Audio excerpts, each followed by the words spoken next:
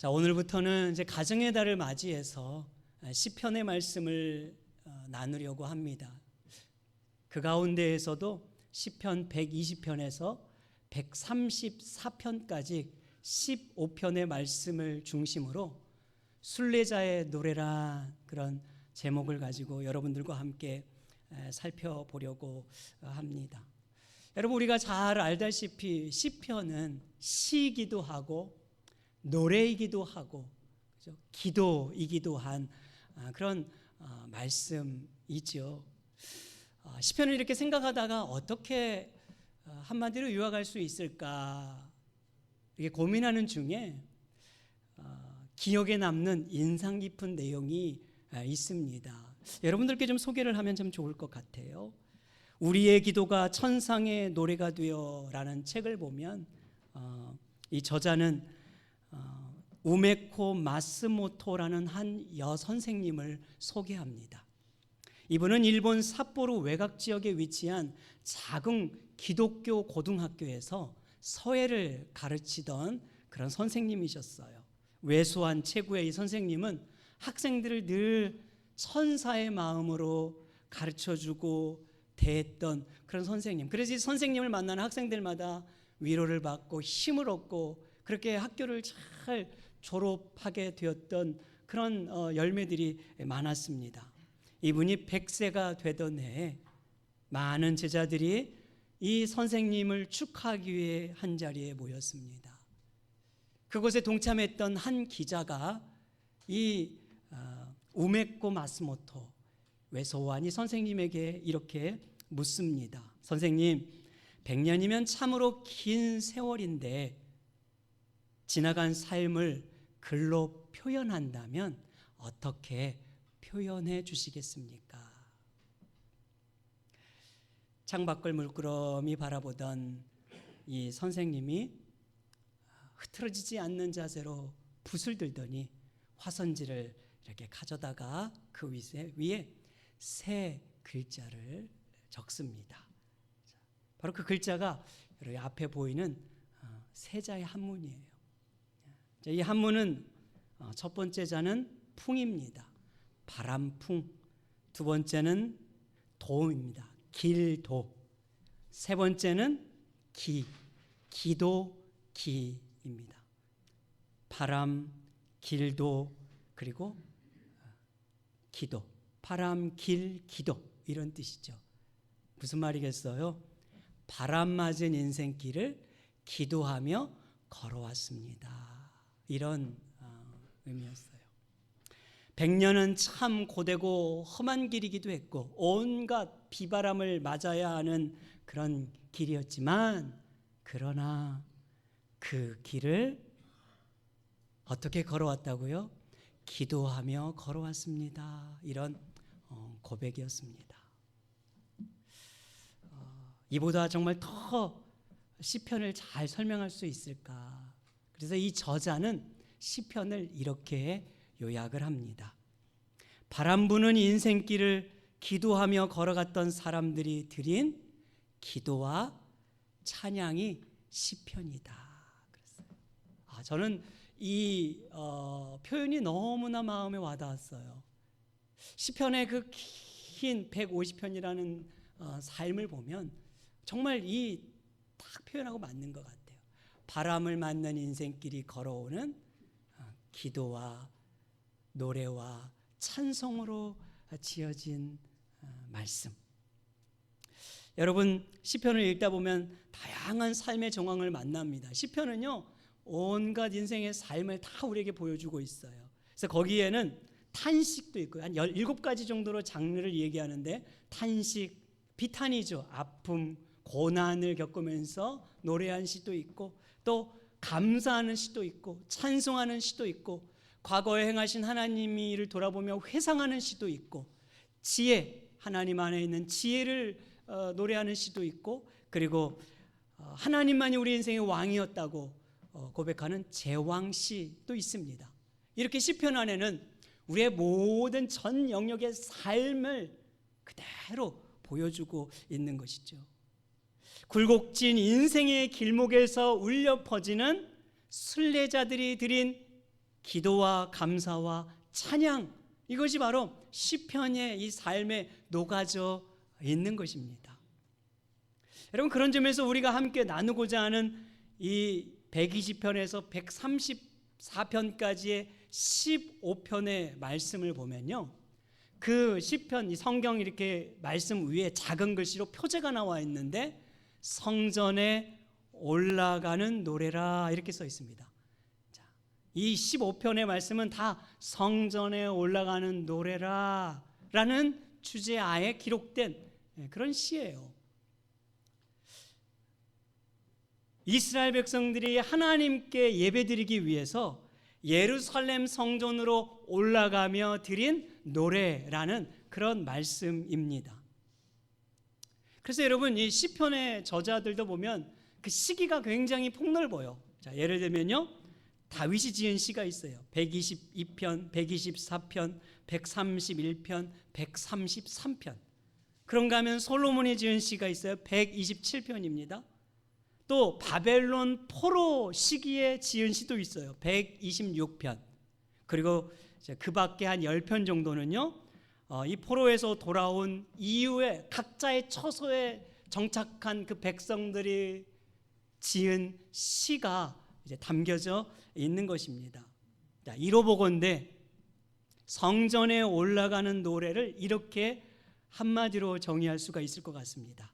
흩어져 살아가는 디아스포라 이스라엘 백성들이 하나님을 예배하고자 성전으로 올라가면서 부르는 노래라. 이것이 바로 이 15편의 말씀이에요. 그런데 여러분, 예루살렘 성전으로 올라가는 길은요, 평탄한 길이 아니었어요. 다 쉽게 우리처럼 타국에서 살던 사람들, 외지에서 살던 사람들이 하나님을 예배하기 위해서 성전으로 올라가는 그 길들은 험악했고 피곤하고 힘든 여정이었습니다. 그래서 이 성전으로 올라가는 노래는 다른 말로 순례자의 노래라 이렇게 말할 수 있는 거예요. 그래서 저는 제목을 순례자의 노래 이렇게 주제를 정하고 여러분들과 말씀을 나누고 싶은 거죠. 여러분, 이스라엘 백성들은 절기가 되면 때로는 하나님을 예배하기 위해서 저 예루살렘 성전을 향한 순례 여정을 시작합니다. 그 여정을 떠나는 길목 위에서 순례자들의 입술을 통해 고백되어졌던 가슴 절절한 기도고 애절한 노래, 그들의 신앙 고백이 담겨있는 이 말씀, 이것이 바로 오늘 저와 여러분들이 살펴보고자 하는 15편의 시편 말씀이라고 말할 수가 있어요. 그렇게 생각해 보니 이 말씀은요, 나를 향한 말씀이더라고요. 누구를 향한 노래가 아니라 내가 불러야 한 노래라는 거예요. 여러분, 왜 그렇습니까? 오늘 우리가 이 땅을 향해 살아가는 순례자이기 때문에, 어디를 향해 가는, 본향을 향해 가는 순례자이지 않습니까? 여러분, 구약 성도들은 하나님의 임재의 상징인 예루살렘을 향하여 올라가는 순례자였다면, 은혜의 시대를 살아가는 저와 여러분들은 새 예루살렘인 하늘 성전, 하늘에 있는 본향, 천성을 향해 걸어가야 하는 순례자인 줄 믿습니다. 그래서 오늘 우리는 순례자라고 말하는 거예요. 나그네라 이렇게 말하는 것이지요. 자, 이 순례자의 삶의 여정이 첫 번째 120편을 보면 순례자들이 피해갈 수 없는 삶의 정황을 우리에게 보여주고 있는 말씀입니다.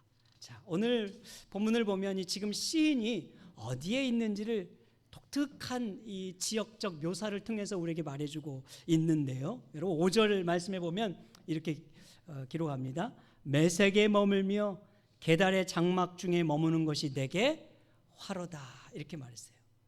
시인은 지금 자신을 메색이라는 지역, 게달이라는 지역에 머물고 있다고 고백하고 있는 거예요. 그런데 자, 여러분이 화면을 보시면 알 수 있듯이 메색이라는 지역은요, 예루살렘 지역에서 굉장히 멀리 떨어진 저 소아시아의 위쪽에 있는 지역입니다. 어떤 분들은 이게 그 더 위 흑해를 지나 러시아 지역이라고도 말하는 분이 있기도 합니다만, 하여튼 쉽게 말하면 당시 이방 지역이에요. 자, 게달이라는 지역은 아라비아 지역에 위치한, 여기도 이방 지역, 약탈하며 살아가는 그런 지역입니다. 그런데 여러분, 이 시인이 저 메섹과 게달에 한 동시에 살 수가 없잖아요. 그러니까 이 표현은 무엇이냐면 비유적인 묘사라고 보여지는 것이지요. 에스겔 38장에 보면은요, 곡과 마곡의 전쟁이 나오는데, 이 마곡이라는 나라의 통치자의 이름이 곡이에요. 곡이라는 왕. 그런데 이 곡이라는 왕이 연합군대를 이루어서 당시 이스라엘 백성들을 향한 대규모 공격을 퍼붓습니다. 그 연합군에 등장한 나라의 이름이 메섹이에요. 그러니까 메섹은 이방 나라이며 동시에 하나님의 백성을 대적하는 나라였어요. 그런가 하면 게달이라는 이 지역도 아라비아 지역에 머물면서 지나가는 사람들을 약탈했던, 이스라엘 백성들을 괴롭혔던 그런 이방 민족인 것입니다. 자, 그러니까 이 시인이 메섹에 머물며 게달에 머물었다라는 것은요, 이것은 그가 직접 그 지역에 머물었다라는 사실적 표현이기보다는 비유적이고 상징적인 의미인 것 같습니다. 즉, 그가 지금 이방인의 땅, 외로운 땅, 고립된 땅에 살아가고 있다는 거예요. 그 땅이 어디일까요? 세상이라는 땅이에요. 지금 이 시인은 세상이라는 그 이방인 같고 외롭고 힘들고 척박한 땅에 살아가고 있습니다. 믿음으로 살고자 발버둥 치고 있는 것이에요. 우리가 살아가는 이 세상이라고 하는 것은 유토피아가 아니죠. 생각한 것처럼 그렇게 행복한 일만 있는 것도 아닙니다. 오히려 그 반대지요.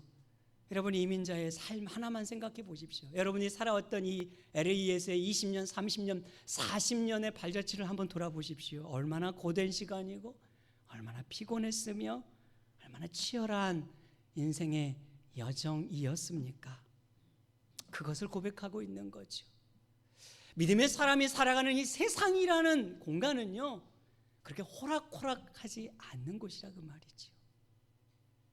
여러분, 이어서 2절 이하에 보면은 시인이 겪고 있는 이 감정적 아픔을 이렇게 고백합니다. 2절에 보십시오. 2절 시작.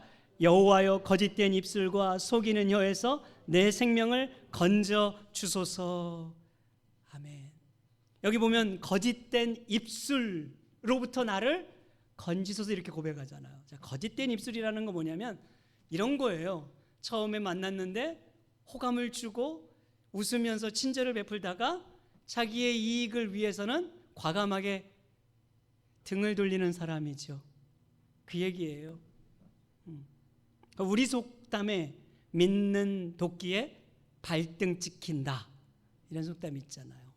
믿는 도끼에 발등을 찍히면 발이 아픈 게 아닙니다. 어디가 아픕니까? 마음이 아프죠.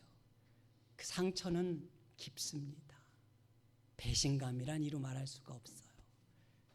여러분, 그런 관계들 겪어보시지 않았습니까? 정말 믿었던 사람이었는데 어느 날 내 등에 칼을 꽂는 일이 있는 거죠. 나에게 상처를 주는 일이 있는 거죠. 그 상처는 깊이 가요. 오래 남습니다. 그래서 그다음부터는 사람을 잘 우리가 못 믿게 되지요. 마음을 닫고 살아간단 말이에요. 그런 일이 얼마나 우리 주위에 많이 있는지 몰라요. 여러분, 속이는 혀라는 말이 사실 법정적 용어가 포함되어 있습니다. 그러니까 법정에서 믿었던 사람인데 나를 위해서 진실을 증언해 주지 않고 위증을 해가지고 오히려 나를 더 고통스럽게 한다, 이런 말이에요. 공경에 빠지게 하는 일들. 앞에서는 웃고 뒤에서는 비방하는 사람들. 앞에서는 간이고 쓸개요 다 빼줄 것 같았는데 정작 어떤 일이 생기면 하루아침에 뒤를 돌아서고 상처를 주고 아픔을 주고, 그런 일들이 여러분 우리에게 얼마나 많아요. 정신적, 육신적 고통이라는 것은 이루 말할 수가 없어요. 믿는 사람에게 뒤통수를 맞고 음해를 받고, 그죠? 비방을 받으면 그 상처는 얼마나 깊은지 몰라요. 여러분, 이 시인의 이 고백을 가만히 보면 지금 살면서 어쩌다 한 번 뒤통수를 맞았다 이런 고백이 아니에요. 다 잘했는데 어쩌다가 한 사람이 나를 그렇게 힘들게 하고 상처를 주었다 이런 고백을 하는 것이 아니에요. 그가 놓여있는 그 삶이, 그가 살아가고 있는 그 세상이 그렇게 자기를 힘들게 하고 자기를 아프게 하고 괴롭게 한다는 고백입니다. 우리가 살아가는 이 세상이라는 여정이 얼마나 여러분 우리에게 힘든 일을 많이 겪게 합니까? 부정직, 불신, 아주 냉정하고 냉혹하고, 그게 우리가 사는 현실이지요. 바로 이 시인이 처한 삶의 정황이란 말이죠. 그것을 지금 그가 삶에 처한 이 세상이라는 이 환경 속에서 고스란히 겪고 있는 거예요. 그럼에도 불구하고 오늘 이 시인의 고백을 우리가 가만히 보면 그런 불신하는 세상 속에서도 믿음으로 살아가기를 멈추지 않는다는 것이에요. 그래서 3절에서 4절 보면 이렇게 고백합니다. 여러분 3절 4절 시작. 너 속이는 혀여 무엇을 내게 주며 무엇을 내게 더할꼬? 장사의 날카로운 화살과 로뎀나무 숯불이로다. 아멘. 여러분이 무슨 말이냐면, 그렇게 거짓된 입술로 힘들게 하고 속이는 혀로 나를 아프게 했던, 괴롭게 했던 대적자들이 결국 하나님은 장사의 그 날카로운 화살에 맞게 하시고, 장사가 쏘는 화살을 피할 자가 누가 있어요? 그런가 하면 로뎀나무의 숯불 같다 이렇게 말했는데, 그러니까 여러분이 광야 시대는요, 이 로뎀나무가 불에 잘 탄답니다. 그리고 그 불씨가 오래 간대요. 그래서 이 차가운 밤을 지날 때에 이 로뎀나무로 불을 지펴서 이렇게 지나는 경우가 많다는 거예요. 그렇게 하나님의 심판의 불, 오래 지속되고 꺼지지 않는 그 하나님의 심판을 피할 수 없다는 고백을 하고 있는 거예요. 그가 처한 삶이 아무리 자기를 힘들게 하지만 나를 주목하시고 나를 붙드시고 나와 함께 하신 하나님은 더 크고 능하신 분이며 그 모든 환경과 위기 속에서 능히 나로 이기게 하시는 분인 줄 믿습니다. 고백을 하고 있는 거예요. 여러분들도 믿으십니까? 예? 어떤 여러분 삶의 환경이 나를 힘들게 하더라도 주님이 나를 결국 이기게 하신다는 거 믿으시기 바랍니다. 우리가 세상에 대한 어떤 태도를 가지고 살아야 하는가?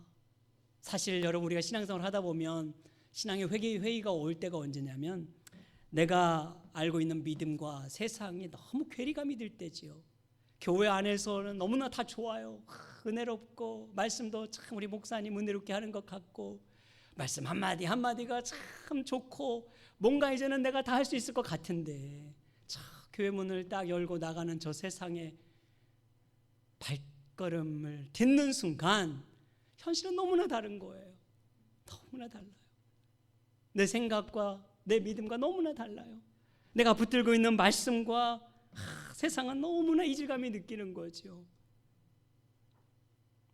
그래서 거기에 우리가 위축이 되고 낙심이 들고 힘이 빠지고 때로는 세상과 그냥 타협하며 좋으면 좋은 대로 그렇게 살아갈 때가 있게 되는 것이에요.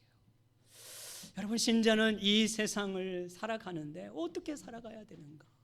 성경에 보니까 세상에 대한 분명한 신자의 태도를 이렇게 말해주고 있습니다. 여러분, 요한일서 2장 15절 16절 말씀에 보면은 이렇게 기록하고 있어요. 이 세상이나 세상에 있는 것들을 사랑하지 말라, 이렇게 말했어요. 단호합니다. 세상을 뭐 하지 말라고요? 사랑하지 말래요. 여러분, 세상을 사랑하면 안 됩니다. 우리는 누구를 사랑해야 돼요? 하나님을, 아버지를 사랑하는 거죠. 주님을 사랑해야 돼요. 로마서 12장 2절에 보니까 이렇게 말했어요. 너희는 이 세대를 본받지 말라. 세상을 본받지 말라, 그 말이에요. 단호하죠. 그럼 우리는 분명 세상 안에 있는데 주님은 뭐라고 말하냐면 세상 사랑하면 안 된다. 세상 본받으면 안 된다. 이게 어찌 가당키나 한 말입니까? 이게 참 쉬운 일이 아니지요. 그러면서 또 이렇게 예수님은 말해요. 마태복음 5장 14절입니다. 너희는 세상의 빛이 되어라. 빛이라. 세상을 사랑하지 말고 세상을 빛이 되라고 말하는 거예요. 정말 힘든 말씀이죠. 그리스도인의 정체성, 세상에서 살아가는 정체성이 아주 분명하게 말해주는 거예요. 여러분, 우리는요 세상을 떠나 사는 게 아닙니다. 그죠? 우리는 세상을 외면하고 사는 인생이 아니에요.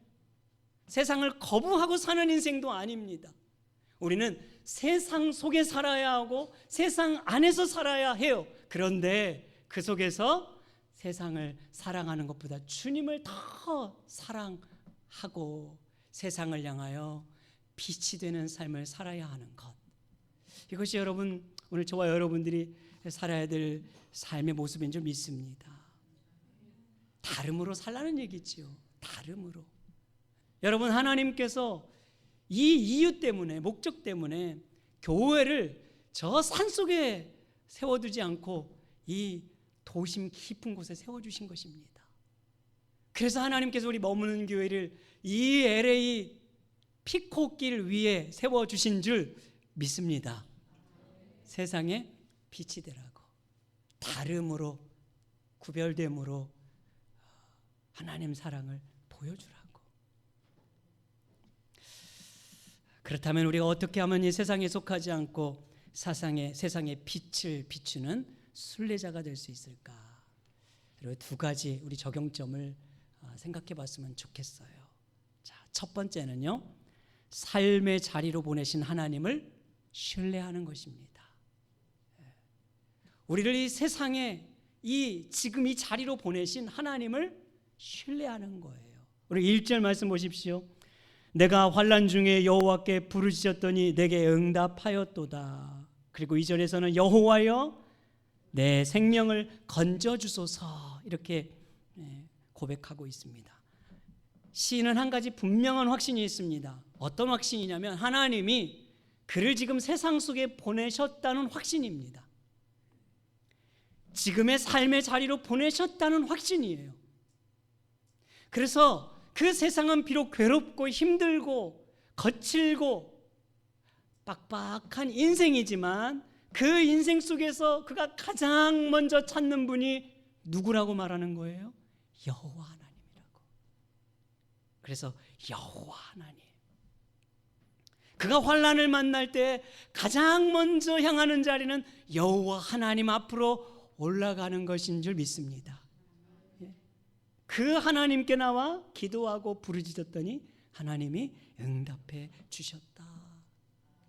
그래서 여기 시편 120편을 첫 절은요, 놀랍게도 여호와 하나님으로 문을 여는 거예요. 세상이란 문을 여호와 하나님으로 열고 여호와 하나님과 함께 가고 있고, 그 여호와 하나님이 그 길을 마치게 하실 뿐 아니라 여호와 하나님이 결국 승리하게 하신다는 이 고백을 담고 있는 거예요. 믿으십니까? 여러분, 여호와로 문을 여는 인생, 여호와를 인생의 주어로 삼는 인생, 그 여호와가 문을 닫으시면 또 열어주실 것이고 아무리 보이지 않는 길도 끝까지 잘 갈 수 있도록 인도해 주시는 분인 줄 믿습니다. 그래서 시편을 가만히 이렇게 제가 또 보니까요, 1절 말씀에 그 여호와로 문을 여는, 여호와로 시작하는 기도가 굉장히 많아요. 그냥 세 절만 말하면 내 의의 하나님이여 내가 부를 때 응답하소서. 이게 1절의 고백. 여호와여 나의 말에 귀를 기울이사 나의 심정을 헤아려 주소서.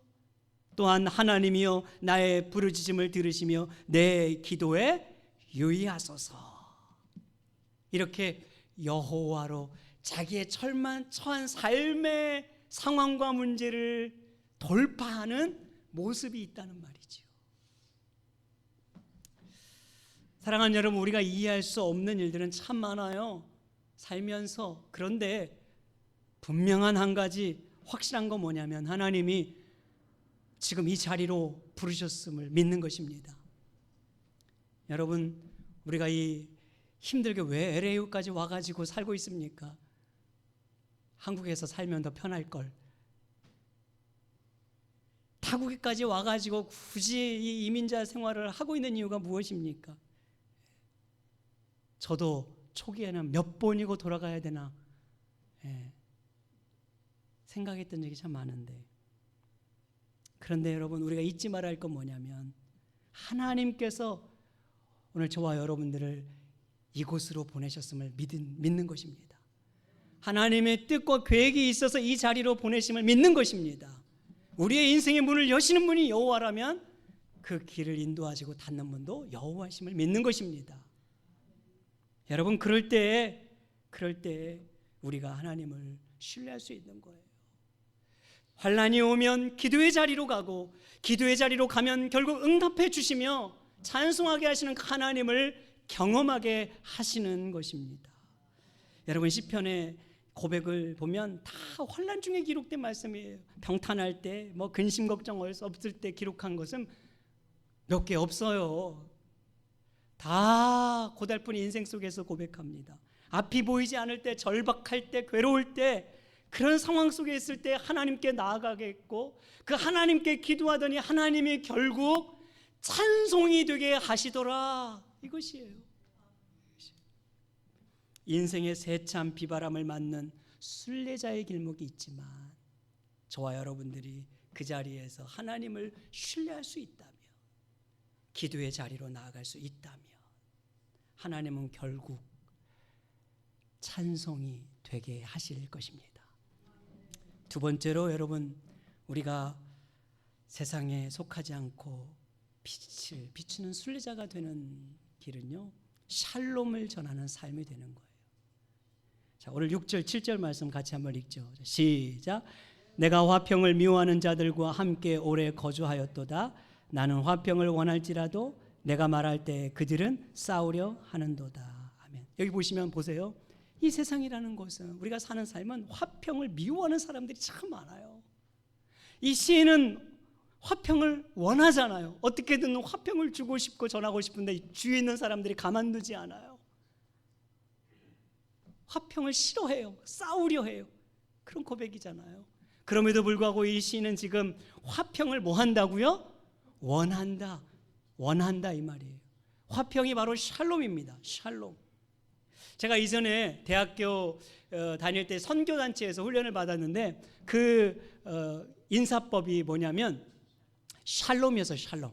이렇게 오른 검지 이렇게 올려가지고 샬롬 이렇게 하는 겁니다. 만나면. 이게 무슨 말이냐면 하나님은 한 분이시며 그분의 평강이 당신에게 함께 있기를 축복합니다. 이런 인사예요. 자, 오른 이렇게 올려보세요. 검지. 이거 잘 올려야 됩니다. 이게 중지 올리면 안 돼요. 미국에서 특히나 큰일 납니다. 중지 올리면. 예. 옆에 있는 분 보면서 웃으면서 샬롬 샬롬. 예. 이것도 이렇게 옆으로 누우면 안 돼요. 이러면 이제 곤란합니다. 이거는 이렇게 딱 세워야 돼. 세워야 돼. 샬롬. 예. 하나님은 한 분이시고 그분의 평강이 당신에게 함께 있기를 축복합니다.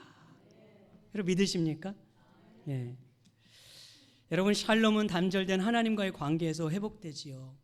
그런데 이 하나님과의 관계에서 회복된 샬롬은 반드시 내 주변 사람들에게 나타나야 되는 거예요. 나타나게 되어 있습니다.